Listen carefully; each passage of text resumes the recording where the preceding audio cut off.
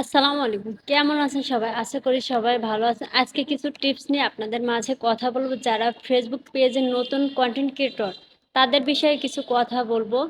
মনোযোগ সহকারে শুনবেন। যারা ব্লগ ভিডিও গুলো বানাতে চাচ্ছেন, ডেইলি ব্লগ বা কোনো ট্রাভেল ব্লগ বা কোথাও ঘুরতে যাচ্ছেন, এমন কোনো কিছু যদি বানাতে চান, তাহলে অবশ্যই আমার কথাগুলো শুনে যাবেন। কথাগুলো কিন্তু খুবই গুরুত্বপূর্ণ।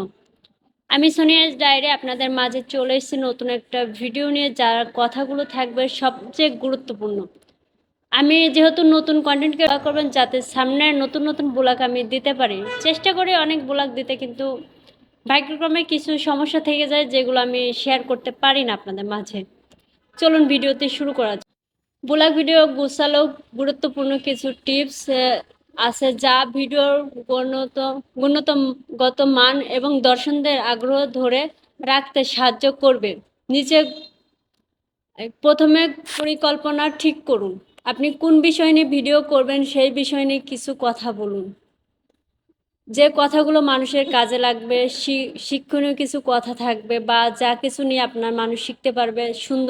সুদর্শন কিছু জায়গা, যেমন ঢাকা শহরে আছে, গ্রামে আছে, অনেক অনেক সুন্দর সুন্দর জায়গা আছে, এগুলো নিয়ে আপনারা ভিডিও করতে পারেন। যে যারা গৃহিণী রান্না করেন, রান্নার বিষয়ে অভিজ্ঞতা আছেন, তারা রান্না নিয়ে ভিডিও করতে পারেন।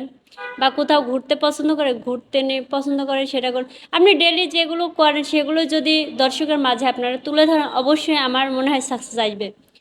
আপনারা যে কোনো কাজে শুধু তাড়াতাড়ি হইলে কিন্তু পারা যায় না। যে কোনো কাজে আপনারা ধৈর্য রাখা লাগবে। যেমন আমার পেজটা অবশ্য আপনার 3 বছর রানিং চলতেছে। 3 বছর পরে কিন্তু আমি কন্টেন্ট মনিটাইজেশন পাইছি। আমি যদি ধৈর্য ছেড়ে দিতাম, হাল ছেড়ে দিতাম, তাহলে কি আমি পাইতাম না। এখনও ধরে আছি।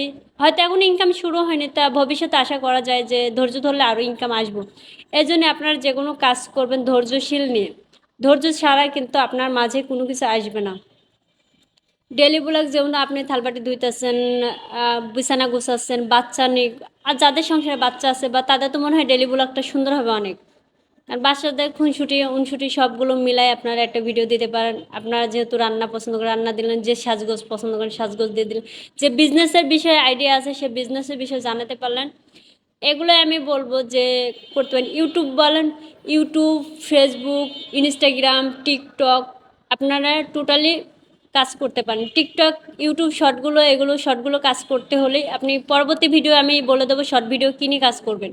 শর্ট ভিডিও আপনারা গান দিতে পারলে সমস্যা নেই, কিন্তু ফেসবুকে নিজস্ব যে ভিডিওগুলো আছে টোটালি আপনারা দিবেন, নয়তো আপনার ভিডিওতে কপিরাইট ধরবে। কপিরাইট ইস্যু খাইলে কিন্তু পেজ ডাউন হয়ে যাবে, রিচ ইংগেজ কমে যাবে। রিচ ইংগেজ কমে গেলে এখন কিন্তু আপনার পেজে কোনো ভ্যালু থাকবে না। ঠিক আছে, এইভাবে আপনারা কন্টিনিউ কাজ করতে থাকেন, ইনশাল্লাহ আপনারা ভালো কিছু করবেন।